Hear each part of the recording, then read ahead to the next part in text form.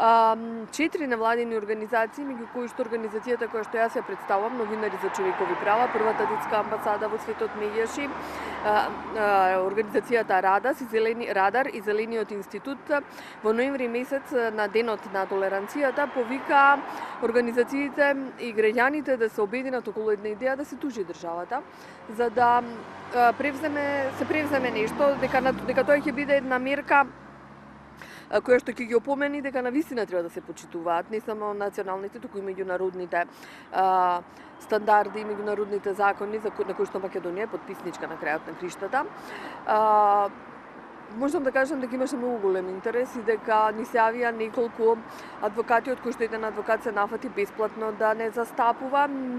Во процес сме да ги добиеме извештаите од вештаците кои што говорат. Значи, податоците сега не би ги открила, бидејќи навистина говорат дека 70% од населението во Македонија е веќе отруено од загадениот воздух, односно има импликации врз нивното здравје.